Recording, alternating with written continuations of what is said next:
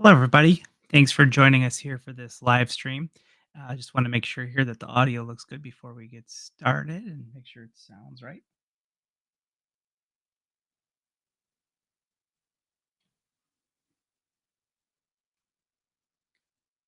Okay, it looks like it sounds good.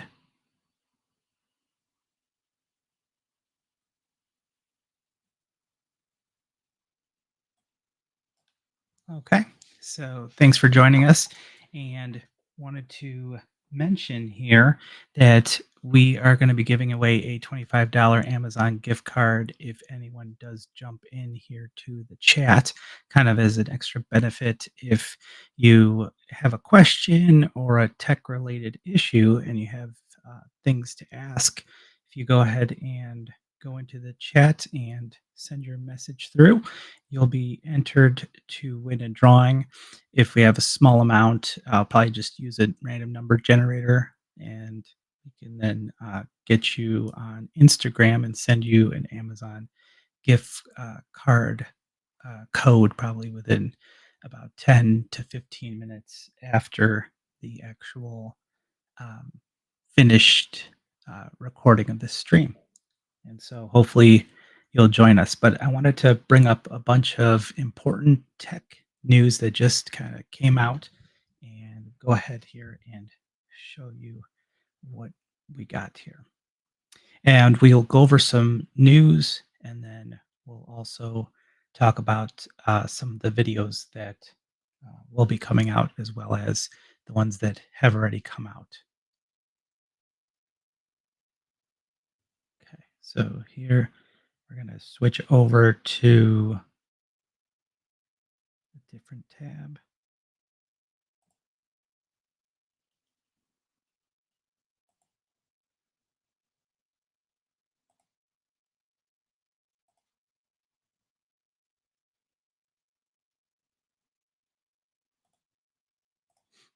Wanted to talk about a new technology that's been out for a while. It's actually from Michelin. It's called the Uptis, and I believe here it stands for the Unique Puncture Proof Tire System. The reason I'm bringing this up is because this is some pretty cool tech that is pretty advanced, and essentially it is a tire that doesn't have or need any air inside of it. So, in my opinion, this had been making the news about 2019 and later, and they've been in tests and usage with it, and they have had some good results. I believe they've been working with uh, DHL inside of, uh, I guess, in France possibly as well, and testing it out, and it's looking really good. It's hard to say for sure if it's gonna take off, but I do have a good feeling about it. I also like the whole concept in general of, airless tires. And so that's what kind of makes me a little bit excited about tires because essentially it's extremely, I guess, boring technology to begin with. But once you start pulling in something like this Michelin Uptis, then it kind of changes the game. And I wonder which manufacturers or car manufacturers will start using these tires. It's kind of interesting to see what may happen with this. So, the reason I wanted to bring it up is they're making the news. There was a news article that flashed by today, and I didn't pay attention to it too much. I probably should have captured it, but I wanted to show some other news that came out in December and then even from a year ago. And so, right in here, we'll show you this article right here. Oh, switch over.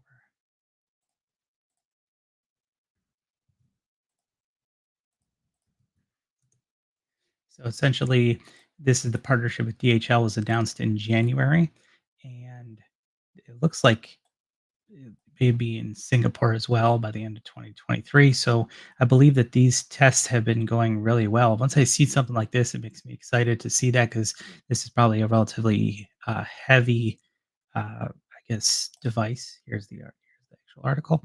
And when you see this, the tires, It's like, this is pretty awesome. So if you didn't have to worry about getting a flat tire, this kind of makes me pretty excited. And the reason I'm bringing it up is I wonder what the ramifications are going to be for the company and how well they're going to do. And so if you see this, these tires, I mean, it looks pretty impressive. So the article, kind of goes on about it, and they're thinking that they're going to be going live possibly in 2024, hopefully. And so if I can pull up that article here,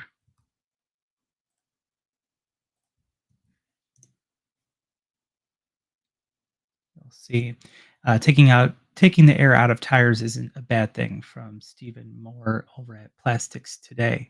And so in December, just last month, they mention all the good stuff about these tires, and then on top of that, that they tested them on 50 DHL delivery vans in Singapore, and it's apparent that the tires bring more benefits than just zero punctures. So that's pretty awesome.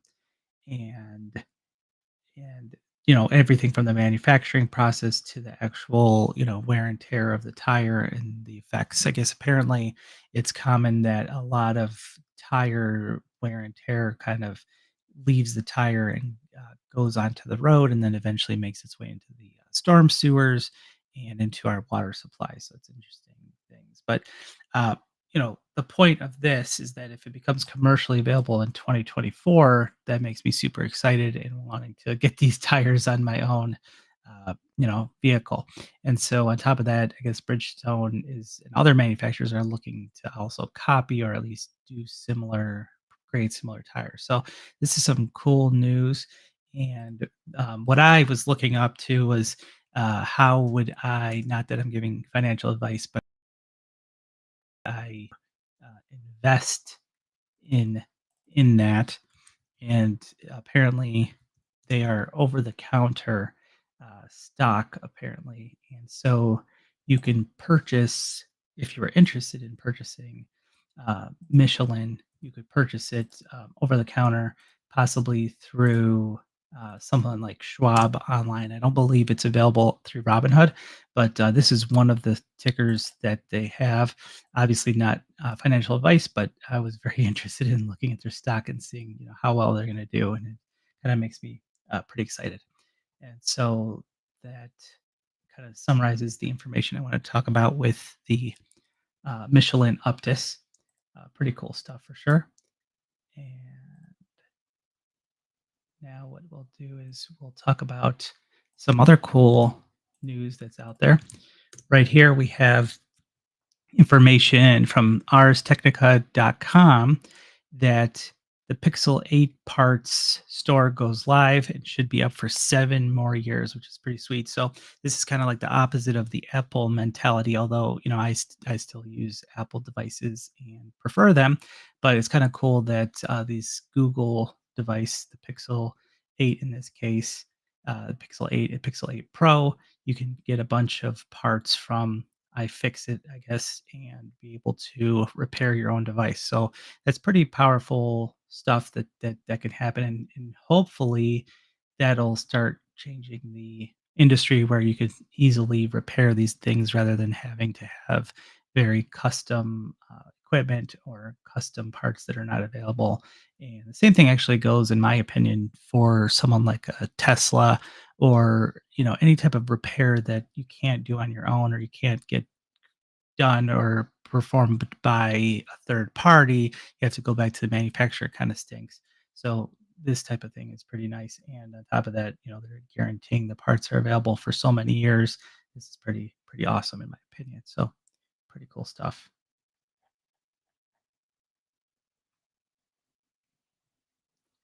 And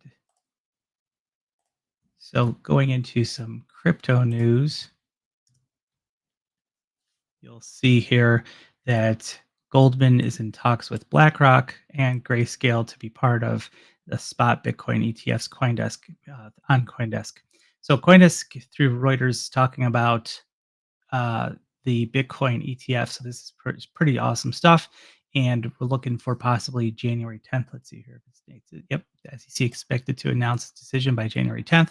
So if that occurs, the thought process would be that we would need to see how, these large corporations deal with having investors invest, and the question will be if that blows up or not. It's, obviously also not financial advice, but pretty cool stuff that lets us know that technically by January 10th, if they do announce that the ETF is coming out, what's going to happen to, the purchasing and ability through, um, these large organizations. So pretty cool.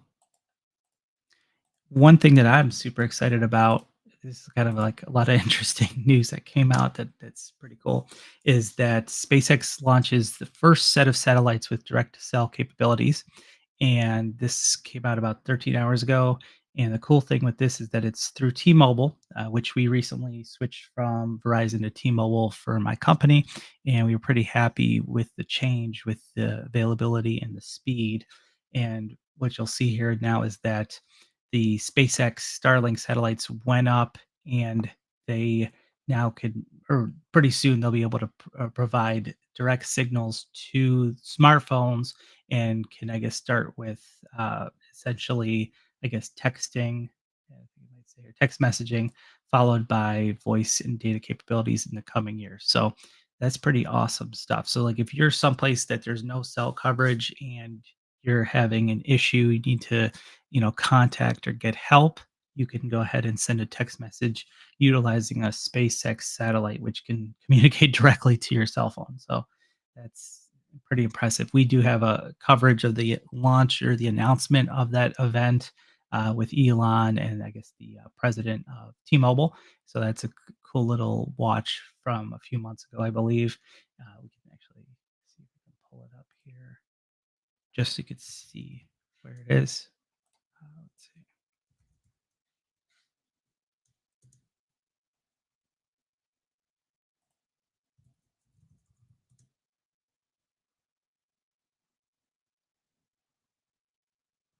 we can actually find that.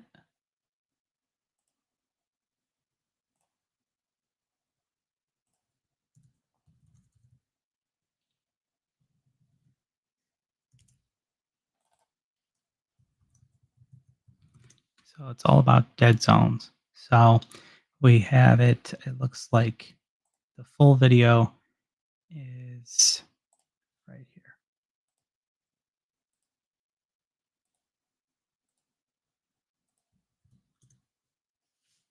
Bam! Hello Fresh. Of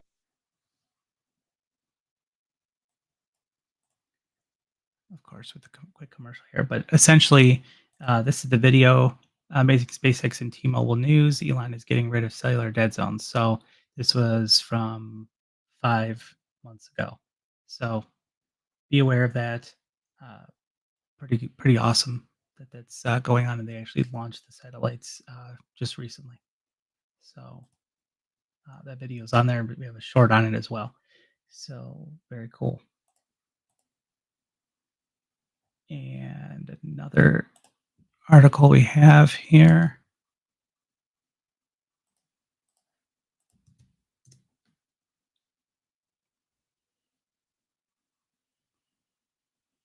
is about Tesla with their deliveries. So essentially, Tesla delivers record Q4 cars, and then it mentions BYD. But essentially, Tesla makes 1.85 million vehicles in 2023, which is pretty awesome. And it's saying that obviously it's less than China's BYD, which I'm not sure their exact numbers with BYD, and I also don't know if they are audited at all. But I'm assuming there's a lot of use of BYD in China. But essentially, this is good news for Tesla in the sense that they have, I guess, had so many deliveries essentially. So pretty cool. And it looks like from this table that maybe Q4 in 2023 was the highest. So pretty nice. Pretty nice.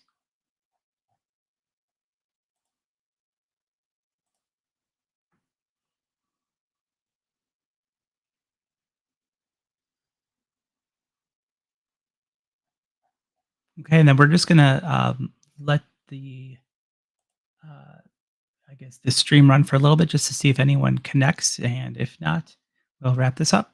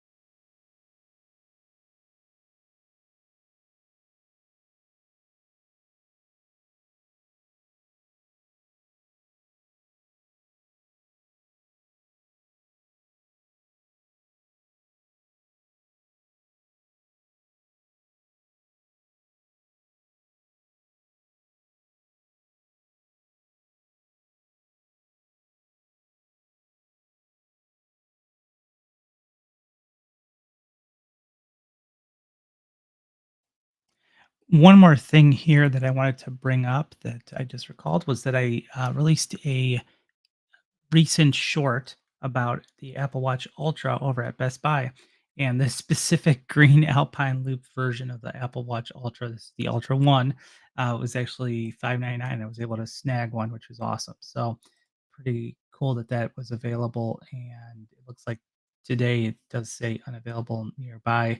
But I guess if you keep checking, you can check the stock.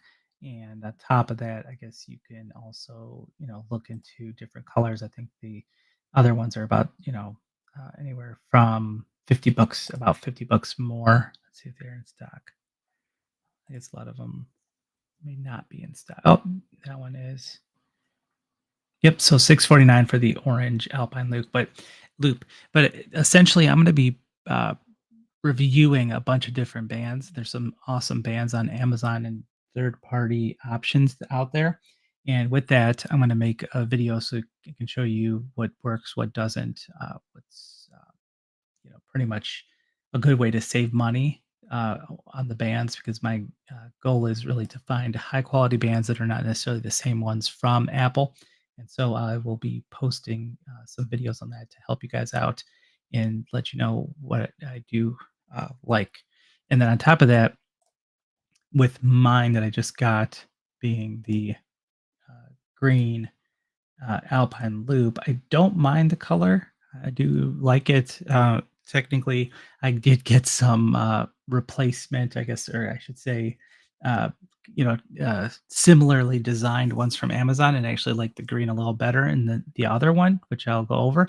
But the one thing I don't like about this style band, let's see if we can get it, and of course, this doesn't show it.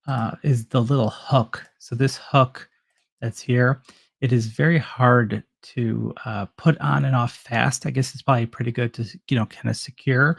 But with that, with these jumps for the size, I don't find that I'm getting a good fit, or at least as snug as I might want.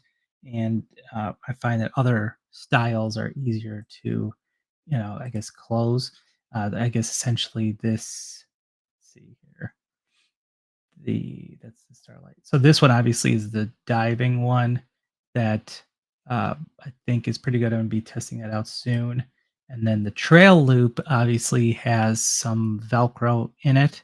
I have that on right now from from the one from Amazon, and I don't mind it at all. My son got him the Apple one, and he seems to not enjoy the Alpine loop.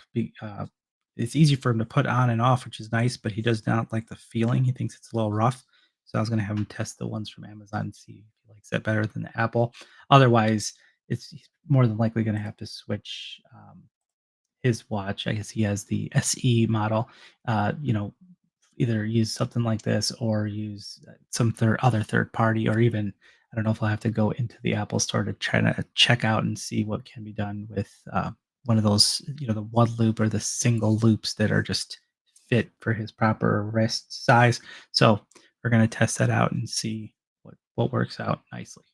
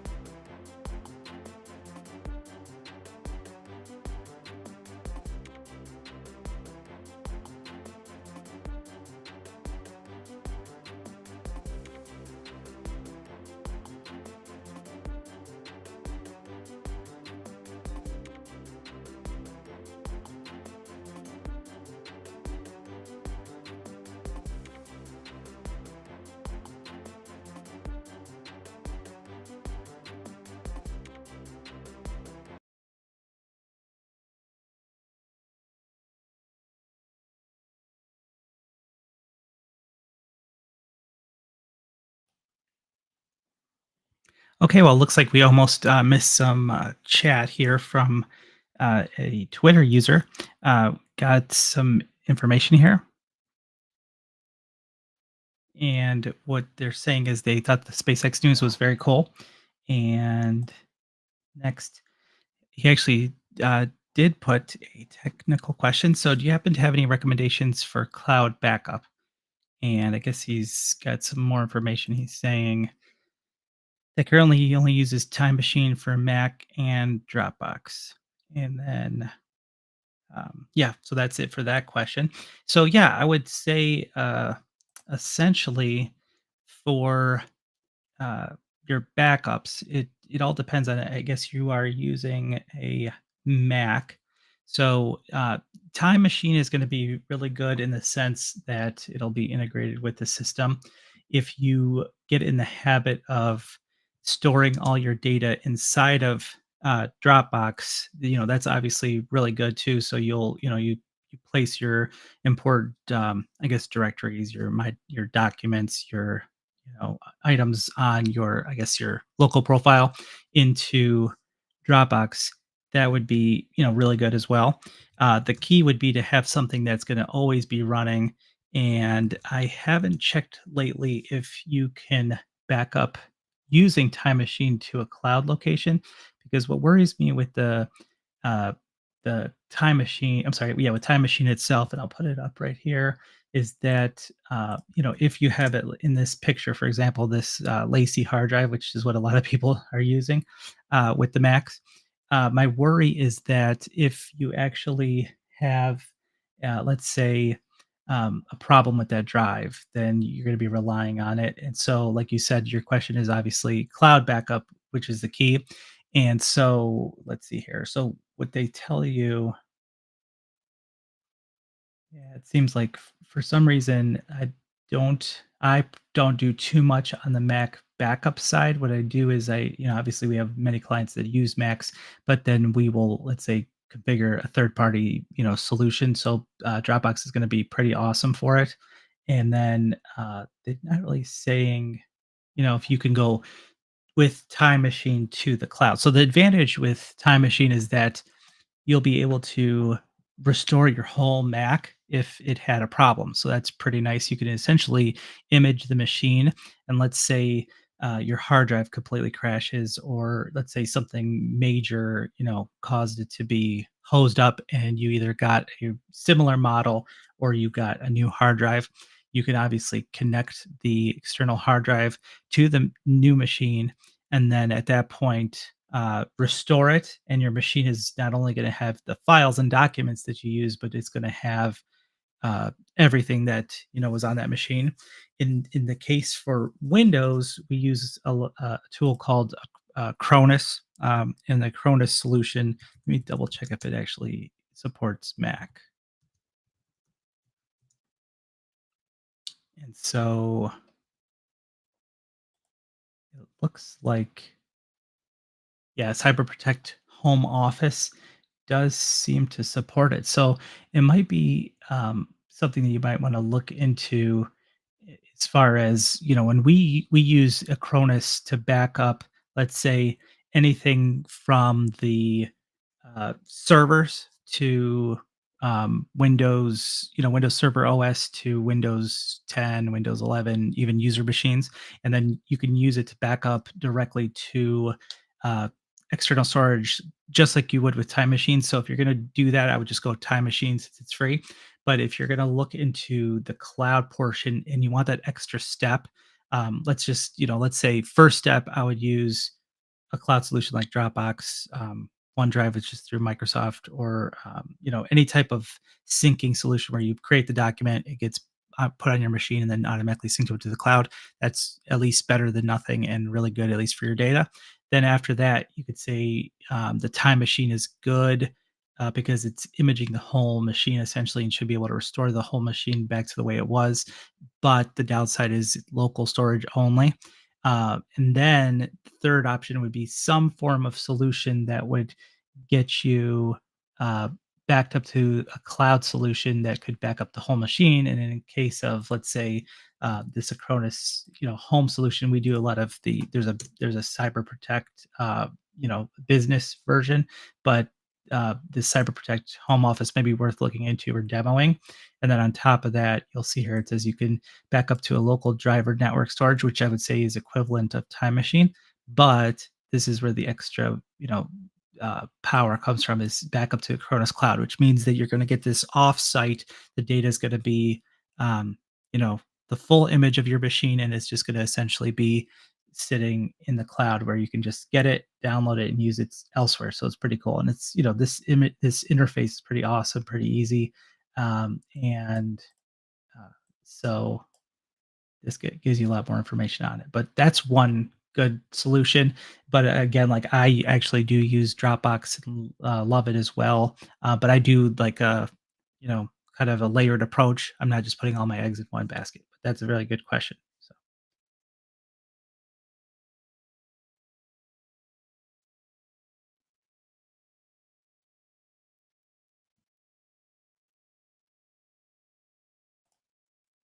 okay, and then he also said older model Apple Watches always get disconnected a lot. Are you referring to what exactly with that? If you want to elaborate, like you mean, connected, disconnected from the phone or disconnected from, let's say internet or connectivity, or, if you want to elaborate, that would help a little bit. But yeah, I mean, I guess the older the model, I'm sure that it's had issues and problems. I personally haven't had too many issues, and I've had a pretty good model for a while that I was happy with, but I just recently switched to this Apple Watch Ultra, which I didn't think I would do, but let's see here. You put here usually a much better deal than getting the Apple Watch SE. So yeah, yeah. I guess the key is that it depends on what you're looking for. For the SE, okay. Sorry. Let's see here. You said oh, discounted. Sorry about that. Okay, that makes sense. Yeah, so you were saying, they're discounted. Very good. Okay. Yeah, so that's the one that's the one thing that I've noticed as well, and yet what you're saying makes a lot of sense, is that essentially the I try not to buy them full MSRP, and so the discounted, deals that you can get are pretty good.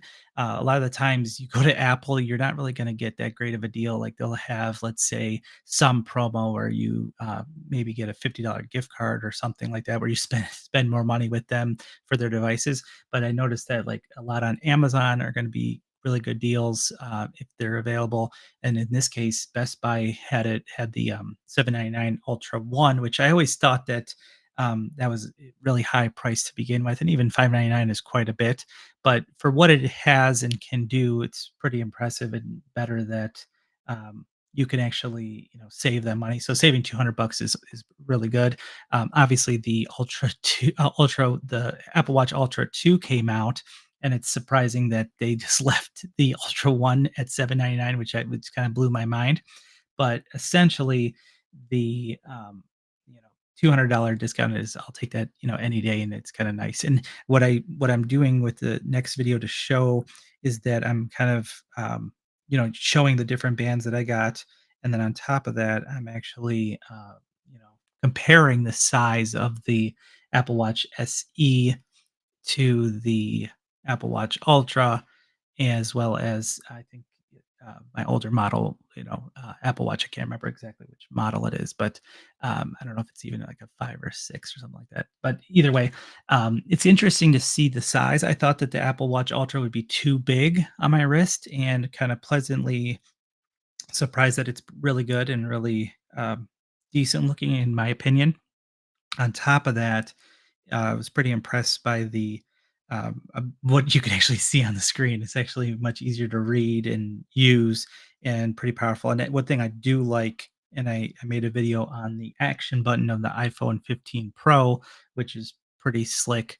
And that same menu that I kind of build a custom menu in it, and it can actually preheat my Tesla. I can actually, unlock and lock the Tesla. I can, adjust lighting in the house. Let's see what else I can do in here. I just press the button. Uh, I can turn on, obviously, it can silence the phone, turn the ringer on. I can take a picture, photo, which those are easier to do with obviously the buttons that are below. Pop the Tesla trunk, unlock the door from my garage. All that stuff is, obviously integrated with the smart home. And the cool thing is, I could easily, with the tap of a button, port it to the action button of the Apple Watch, and that makes it even more slicker and awesome in the sense that we can actually, you know, uh, use that full menu just by pressing it on the side of the Apple Watch on the left side, and then I get the whole list of items, and then tap it, and it just helps me, let's say, turn on the heating, cooling of the Tesla immediately. Just everything is much faster with it. So pretty cool stuff that I like. So definitely would recommend that. I hope that the Best Buy deal kind of shows up more stock, but I don't know if they're just trying to get rid of them.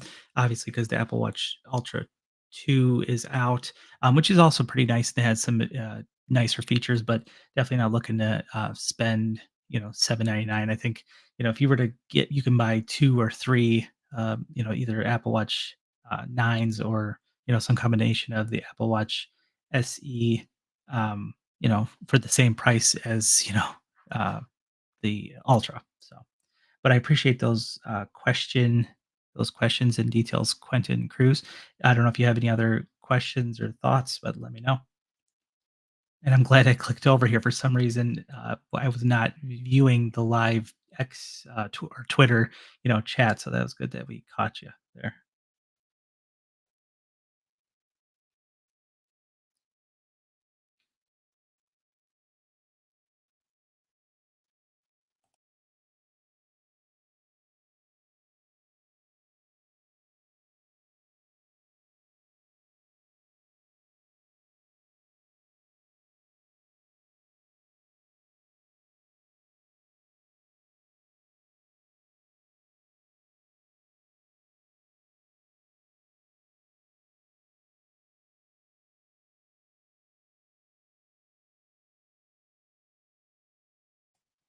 Yeah, and funny enough here, just looking here at the Cronus page, they actually mentioned Time Machine, and they say, if your home office gets destroyed, do you lose all your backup copies? So that's interesting. I wish that Apple worked with, obviously with their. I do enjoy the, I guess, backup, the iCloud backup with the iPhones and the iPads. I do turn that on and pay for the storage, for my family account. That way, just have the devices all backed up, and then instead of having to spend hours on a new phone or device, or if you damage your phone or lose it, you can just restore from iCloud backup. It would be nicer if Time Machine had integrated with iCloud, and so that seems like it would be an easy match that they should put together. So let me see if they.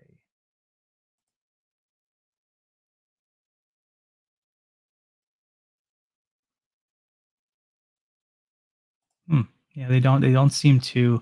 They kind of skip over that with the Apple documentation. They just say you can store your files in iCloud or you can back up using Time Machine. So I guess obviously you can sync your desktop and documents to iCloud. So that might be something that you can also do. It can't hurt to have it in multiple locations, but then you'll have to pay for iCloud storage plus decide if you're going to keep the Dropbox as well as then, switching over to using if you want some imaging for the whole machine. So, yep. And it looks like, yeah, so he's definitely kind of, looks like agreeing with the iCloud backup would be nice, beyond the iCloud drive. Yep. So that's, yeah, you think that those are these are simple things that, Apple would probably, want to do because they would probably want to charge you for the storage all day long. So the question is why they haven't done that. Obviously, a backup of the whole machine will be essentially a lot more data because it'll include the operating system and all that. But with that Cronus solution as well as other imaging solutions, they start getting something called like deduplication technology, which is nice in the sense that it'll only look for and then copy deltas, meaning anything that changed with the data. So it's pretty cool that you could, let's say you have a directory for your operating system that's just sitting there and it's not touched. It'll be backed up initially, and then the solution just scans and sees, okay, it hasn't been changed, so you won't lose additional storage and you won't lose additional bandwidth, being transferred up to the cloud. But then, let's say you have an OS update or something like that, it'll pick up that change automatically, see that that change changed on your hard drive, and then boom, it'll move it to the cloud. So that Acronis type solution, which there's a whole bunch of others that are maybe not Mac friendly, but like StorageCraft and a bunch of others, Veeam, for example, they'll do what they call bare metal restore, which means you could just take that full backup and actually, you know, run it to the cloud and then restore it to even dissimilar hardware in some cases. Obviously, with the Mac, you can't do that too much, but with Windows and the Microsoft solutions, you can actually take, let's say, a virtual machine, move it from one server to another using this stuff, but that type of technology is where there's value, a lot of value. So, and we would think that Apple should easily integrate Time Machine with the iCloud backup. So,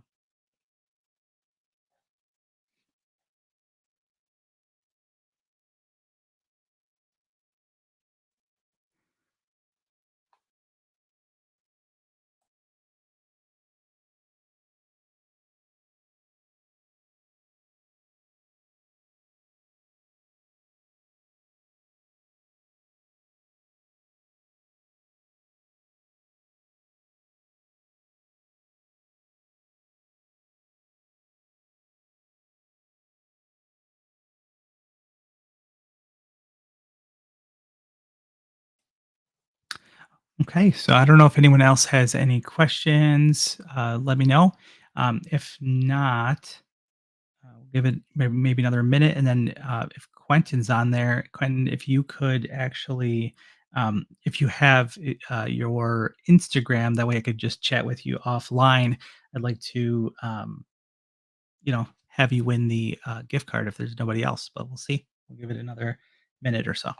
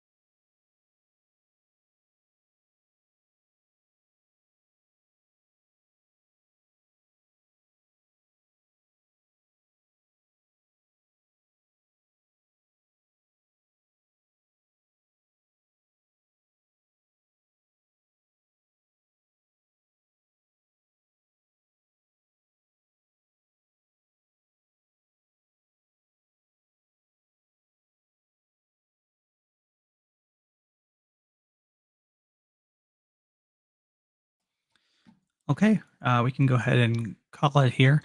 I'll leave this chat open for a bit, but Quentin Cruz, user on Twitter, we can go ahead and get you your Amazon gift card.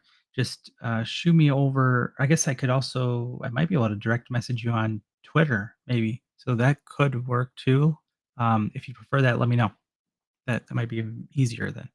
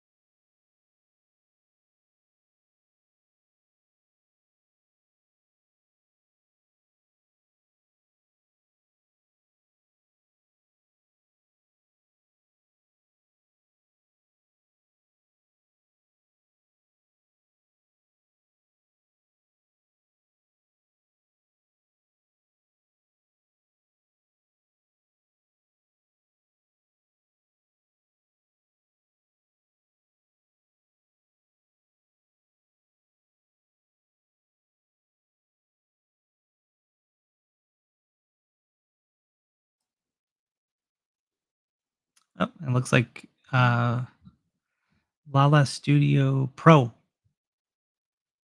You on here now? Let's see. Oh yeah, we see you on YouTube. Okay, so we have one person on Twitter and one on YouTube, but don't worry about it. Quentin will say that you already won as well. So Lala, did you have anything to ask or go over? I see your message.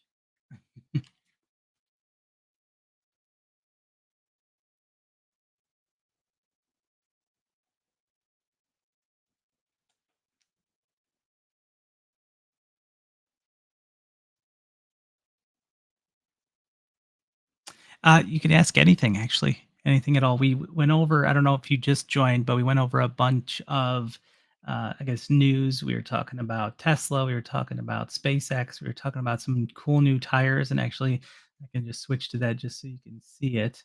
Let's see if I have it here. It's essentially new airless tires from Michelin, but that was just trying to share that. It's pretty cool stuff. But yeah, really could be any tech help. So. I know a little bit of Photoshop. I don't use it regularly, but I mean, maybe I could direct you to some, depending on what it is. I don't work fully inside of Photoshop, so if it's a technical question just on Photoshop, but you can ask away, and we'll see what I can help you with, if anything.